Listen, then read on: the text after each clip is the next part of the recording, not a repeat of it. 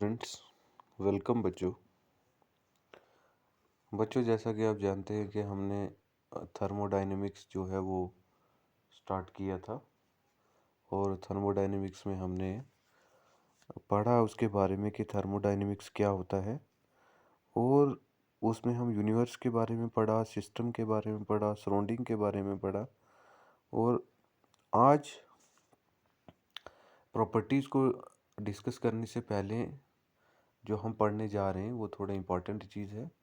वो है thermodynamic process. कि ये जो थर्मोडायनेमिक्स प्रोसेस होंगे, बेसिकली हमने क्या पढ़ा कि एक पूरे यूनिवर्स में एक सिस्टम होता है और सिस्टम के जो बाहर वाला पार्ट होता है वो सराउंडिंग होता है। ठीक है, इस पूरे को हमने क्या कहा, सिस्टम और सराउंडिंग दोनों को मिला के यूनिवर्स कहा। अब हमने दो चीज़ें पढ़ी कि या तो सिस्टम से सराउंडिंग में हीट एनर्जी जा सकती है या फिर सराउंडिंग से सिस्टम में मैटर आ सकता है। मतलब दो चीज़ें एक्सचेंज हो सकती हैं, या तो एनर्जी या फिर मैटर। या तो इनमें से कोई एक एक्सचेंज होगी या फिर दोनों एक्सचेंज होगी। ये हमने पढ़ा। लेकिन इस बेस पे जो हमारे पास प्रोसेस हैं, ये कुछ टर्म्स जो हैं हम आगे यूज़ करेंगे, वो टर्म्स आपको समझनी ज़रूरी है। जैसे कि पहली टर्म कि थर्मोडायनेमिक प्रोसेस लाइक आइसोथर्मल। जहाँ भी वर्ड आइसोथर्मल यूज़ होगा तो आपको याद रखना है बच्चे, आइसो का मतलब क्या हो गया, सेम। और सेम बोले तो कांस्टेंट।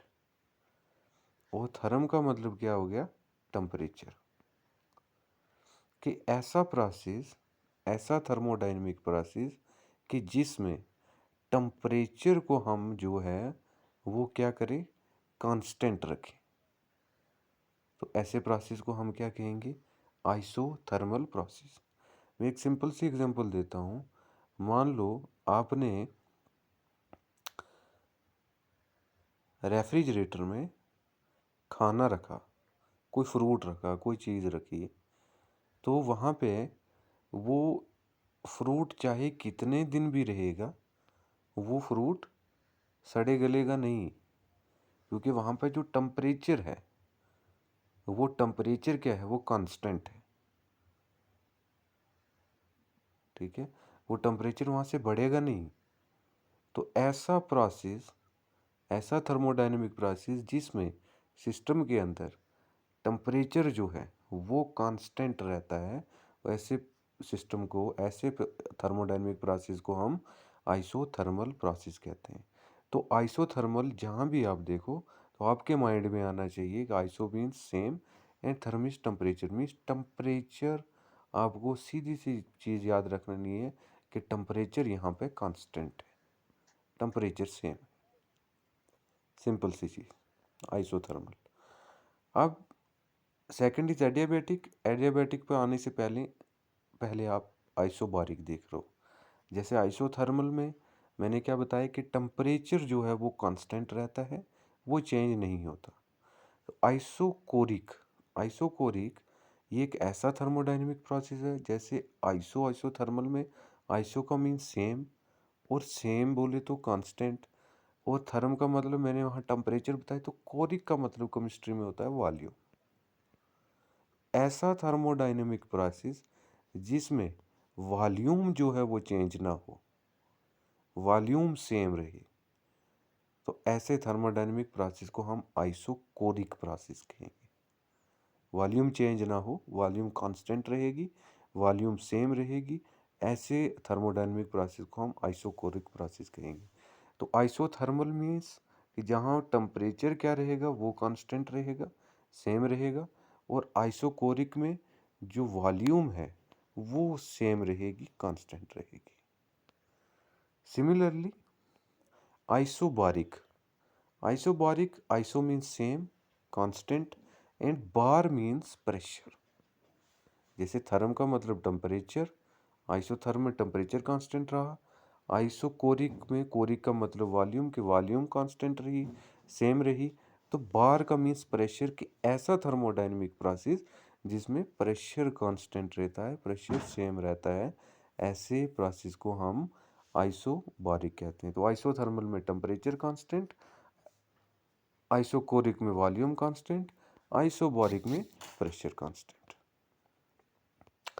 सिमिलरली अगर हम एडियाबैटिक की बात करें तो एडियाबैटिक प्रोसेस ऐसा प्रोसेस होता है कि जिसमें हीट एक्सचेंज बिल्कुल भी ना हो, हीट एक्सचेंज बिल्कुल भी ना हो, ना ही हीट सिस्टम से सराउंडिंग में जाए और ना ही हीट सराउंडिंग से सिस्टम में जाए। ऐसे सिस्टम को हम क्या कहते हैं? एडियाबैटिक प्रोसेस कहते हैं। फॉर एग्जांपल जैसे मैंने कल आपको एग्जांपल थर्मोस की दी थी, थर्मोस में अगर हमने चाय डाल दी तो वो ठंडी नहीं होगी। क्यों नहीं होगी? कि उसकी थर्मोस की जो वॉल्स होंगी वो एडियाबैटिक होंगी, कि वहाँ से हीट जो है वो लॉस नहीं होगी। तो ऐसा प्रोसेस, ऐसा थर्मोडायनेमिक प्रोसेस जिसमें हीट जो है वो एक्सचेंज ना हो, बाकी कुछ भी एक्सचेंज हो जाए उससे फ़र्क नहीं पड़ता, हीट एक्सचेंज ना हो, ऐसे प्रोसेस को हम क्या कहेंगे? Adiabatic process. ऐसा प्रोसेस जिसमें टेम्परेचर कांस्टेंट हो, सेम रहेगा, उसको आइसोथर्मल। जिसमें वॉल्यूम आइसोकोरिक, जिसमें प्रेशर कांस्टेंट आइसोबारिक। ऐसे ही आगे रिवर्सिबल प्रोसेस, ये आपको पता है। रिवर्सिबल प्रोसेस ऐसा प्रोसेस कि जो रिवर्स हो सके।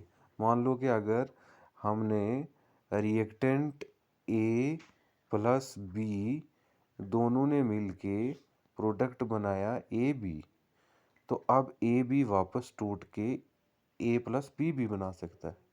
तो पहले रिएक्टेंट जुड़ के प्रोडक्ट बना रहे, अब प्रोडक्ट टूट के रिएक्टेंट बना रहे, तो ऐसे प्रोसेस को हम क्या कहते हैं?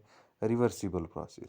तो थर्मोडायनेमिक्स में ये क्या कहता है कि the process in which all changes occurring in it can be reversed, कि ऐसा प्रोसेस कि जिसमें जो भी चेंजेस हो रही होंगी वो सारी की सारी क्या हो जाए, अगर हम उन्हें रिवर्स करना चाहें तो कर सकते हैं।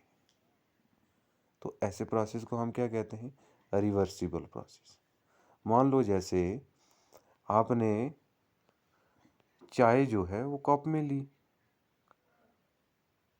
चाय आपको पीनी थी, अब चाय से हीट लॉस हो गई, सिंपल कप था, ठंडी होगी, तो आपको क्या करना पड़ेगा? आपको वापस से इसको हीट करना पड़ेगा।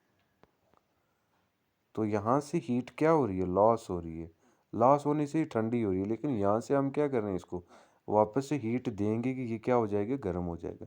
तो जिस चीज़ को हम वापस से रिवर्स कर सकते हैं, ऐसे प्रोसेस को हम क्या कहते हैं? रिवर्सिबल प्रोसेस कहते हैं।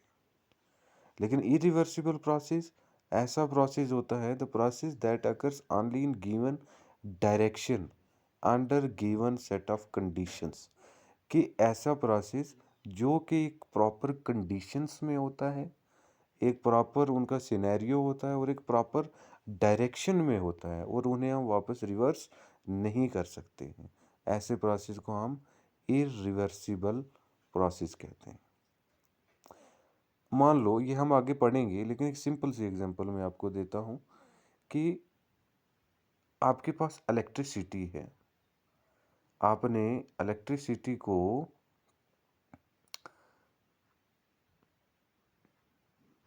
फैन के ब्लेड्स के अंदर वायर के साथ कनेक्ट कर दिए, स्विच ऑन की, आपका फैन घूमना शुरू हो गया। तो मीन्स इलेक्ट्रिकल एनर्जी जो है वो कन्वर्ट हो रही है किसमें? मैकेनिकल एनर्जी में। अब आप कहो कि इस फैन की मैकेनिकल एनर्जी को हम रिवर्स कर लें वहीं से और उसको इलेक्ट्रिकल एनर्जी में कन्वर्ट कर दें, तो ऐसा पॉसिबल वहाँ पे नहीं है। उसके लिए हमें कोई दूसरी कंडीशंस जो हैं वो यूज़ करनी पड़ेगी।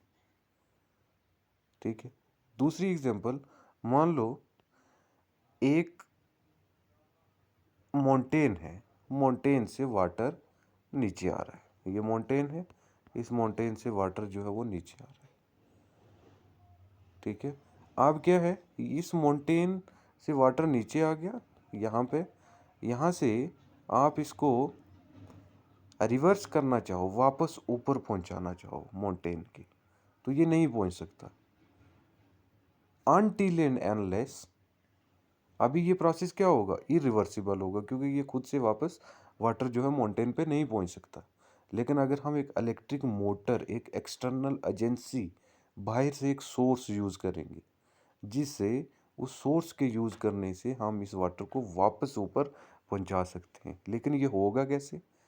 ये पहले इरिवर्सिबल था, नेचुरली ये क्या था, इरिवर्सिबल था। लेकिन इसको रिवर्स करने के लिए हमने एक बाहर से एक चीज़ यूज़ की, इलेक्ट्रिक मोटर। तो इरिवर्सिबल प्रोसेस ऐसे प्रोसेस होते हैं जो खुद से रिवर्स नहीं हो सकते जब तक हम उनमें कोई कंडीशंस जो हैं वो वेरिएट ना करें। तो ये आपको समझना है, फिर आगे हम नेक्स्ट चलेंगे।